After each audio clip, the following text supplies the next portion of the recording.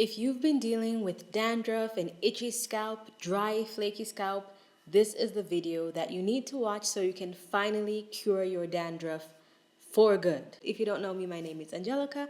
I post videos twice a week, every single week, mostly about hair, and now I'll be going into a little bit more beauty and lifestyle. So if that seems interesting, consider subscribing. So, for you to cure your dandruff, first you need to know what's causing it and what type of dandruff you have.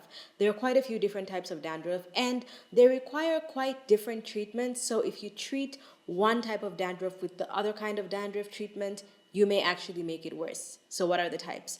Well, the first and most common type is just a dry, flaky scalp.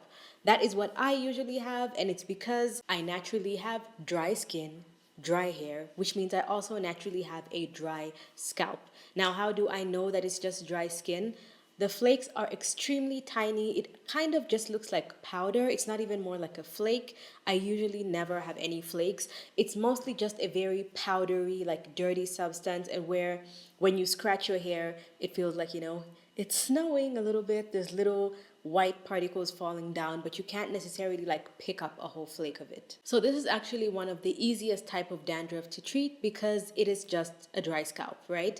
And so one of the best ways that I like is to either oil my scalp or use a nice moisturizing serum. You need your scalp to be moisturized. Now, I like to use a carrier oil, but I always like to go in with certain essential oils that might also attack any kind of bacteria, anything that can make like a fungal infection come up, because that goes into a different territory of dandruff. So I like to go in with a carrier oil like avocado oil, camellia oil, usually thinner oils, but sometimes, especially if it's something like for my hairline or I'm using it very sparsely, I do go in with sort of thicker oils like castor oil, but I still dilute them with a lighter oil like avocado oil. And then for the essential oils that can actually help treat the dandruff, I always go in with something that has tea tree, peppermint, and rosemary oil. But if you just need one essential oil and you only need to use one and you only want to use one, tea tree would be the best option in this particular instance. Now remember, tea tree can never be used alone,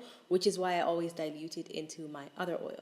Please let me know if you want a tutorial on how to make an oil to help cure dandruff, and I can make a separate video just on how to make that oil and how to use it. But let's get into the second type of dandruff before we get into more types of treatment. The second type of dandruff is also very common, and it's very commonly mistaken for just having a dry scalp. But this is the kind where sometimes you use oil on your scalp to get rid of it and it only gets worse, and it feels like no matter how well you shampoo your hair, no matter how you wash it, your hair still has dandruff, maybe even only after like 2 or 3 days. And this is where sometimes you can get a little bit of bigger flakes, and if you do that thing, which I don't really recommend, but it does feel really good, but you shouldn't really do it, scratching dandruff only makes it worse because it inflames your scalp even more. But if you see videos of people like scratching out dandruff and it comes out in like nice, even, they're very satisfying to look at flakes.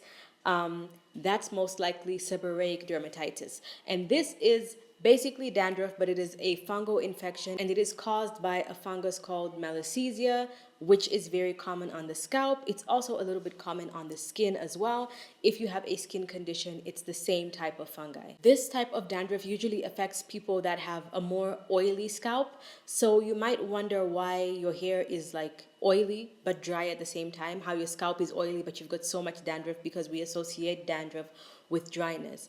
But the problem is this kind of dandruff actually feeds on oil. So the more oily your scalp is, the more dandruff you're going to have. And so if you add more oils, especially oils that dandruff or this kind of fungi sort of likes, like olive oil, when you put that on your scalp, it's just feeding it and it's going to get even worse. Even if it feels like it's getting better maybe for the first day, after like a day or two, your dandruff will get worse. So you cannot use the same treatment for the first type as you can for this one. The best way to treat this is to use something that has an antifungal ingredient in it. And one of the most common ones is ketoconazole. So there's a lot of shampoos that have this ingredient. I believe the most popular one is called Nizoral. It is a drugstore shampoo. It is fairly affordable. And this one is really good. It really gets the dandruff out really quickly. And if you don't have Nizoral where you are, just find a shampoo that has a similar percentage of ketoconazole in it, and it will treat the problem, and it usually treats the problem very quickly. Just make sure that when you use it, don't go ahead and like immediately put oil on top to try and like make your scalp hydrated, because you can't treat it in a day. It can improve in a day, but you still will have some of that fungi on your scalp, so you don't want to feed that. What I would suggest is to use some kind of a serum, or use maybe a little bit of tea tree oil in your shampoo and then you rinse it out, or use a serum that's like watery but incorporates things like tea tree oil in it as well. Now, like I said, most people that have this kind of dandruff usually have an oily scalp, so you can get away with using this shampoo every single week. But if you happen to be someone like me who naturally has a dry scalp, but you also have seborrheic dermatitis, you may want to use this maybe every other week so that you have a moisturizing shampoo in there once in a while, or at least do one wash with the ketoconazole shampoo and then the other wash with a more moisturizing shampoo, as long as it's not an oily one. Now, surprisingly, with ketoconazole, research has actually shown that it actually promotes hair growth as well. So that is a nice, lovely added bonus. And just a little extra tip, if you have any kind of malassezia or fungal infection that kind of looks like a rash on your body as well, you can use that same shampoo as a body wash on your skin. Just let it sit for like a minute or so and then rinse it off. And it can actually treat that as well. We love a product that can do more than one thing, as long as it's not like a 6-in-1 shampoo. Speaking of fungal infections on the skin, this is another type of dandruff, but I feel like it is the most easily recognizable one, because most people don't just have this on the scalp. You have it on the rest of your body as well, and this is psoriasis. This is the one that has the biggest flakes. It usually is very bumpy, and it has like a few red or discolored patches, and usually you won't just have it on your scalp, you have it on your skin as well. So if you notice that you have psoriasis on your skin and all of a sudden you've got a lot of dandruff or like flakes on your scalp, it's most likely psoriasis, and this has a slightly different treatment, and Nizoral or ketoconazole shampoo is also a really good option to treat that. And for the best results, because psoriasis is an autoimmune disease, you are best off getting recommendations from an actual dermatologist or a medical professional so that they can advise the best course of action for you. Now, let's get into more universal treatments and things that you can do to help improve your dandruff. So this is one that I like because it is fairly affordable, it is readily available, and it's not as popularly talked about, but it is sort of sneakily snuck into a lot of your shampoos and hair products that are meant for your scalp. And the first one is salicylic acid. So most of the shampoos I use are from Pureology, and they actually have salicylic acid in it. Salicylic acid is a BHA, and it manages to get dirt and oil right out of your pores and unclog them. It's the same salicylic acid you can use on your face, but a lot of shampoos actually have it incorporated in it, so you can just look for any shampoos that have it in it. But also, there are hair treatments that are actually just meant for the scalp, which are mostly salicylic acid, at least a safe percentage. There is a salicylic acid hair serum / solution from the Inky List. And then if you have a more dry scalp with dandruff, but you don't really have seborrheic dermatitis and you don't really have an oily scalp like me, glycolic acid will be a better option because it does a similar job, but it won't necessarily strip your scalp as much, and you can just use the same 7% toning solution from The Ordinary. I've actually done a video about how you can use glycolic acid for your hair. You can easily just spray it on your scalp, and if 7% is too strong, you can always dilute it and put half or even a quarter glycolic acid, dilute it with water, and then just spray it all over your scalp, and it will actually really help your dandruff. Now here's another unexpected treatment for dandruff. This is for the girls who are usually wearing their hair straight, or you naturally have straight hair. If you like to extend the time between your washes, you most likely use dry shampoo. Now the particles in dry shampoo are extremely fine, that usually because you spray it very close to your scalp, they can actually get stuck in your follicles and clog your follicles, and that will increase your dandruff and inflammation on your scalp. So if you're trying to get rid of dandruff, even if it's not forever, if you love your dry shampoo, maybe just try taking a short break until you figure out if it's actually affecting your dandruff. Also, because the particles are so fine, if you don't shampoo your hair thoroughly enough, it's more difficult to get those particles out of your scalp. And speaking of shampoo, another thing that you can do to really help with dandruff and also having a really oily scalp is to always double cleanse. I really didn't know this wasn't a thing, but I've noticed that a lot of people that say their hair gets very oily every 2 to 3 days, it's probably because you're not double cleansing. Now, you don't need like an oil cleanser and a foaming cleanser like your face. You just need to shampoo your hair twice. The first wash gets off all the like dirt, build up debris and oil on your scalp. The second wash is what really cleans your hair and gets off all the dirt. And also, do not just pull up a bunch of shampoo on one portion of your head and then spread it out. You want to spread it evenly on your scalp only, lather that in, and then you can use the lather to wash the rest of your hair. Putting shampoo on your hair and expecting it to not be oily when you didn't wash your scalp is counterintuitive. Now, for the lazy girls and the natural girls like me, we are more prone to leaving our hair to air dry.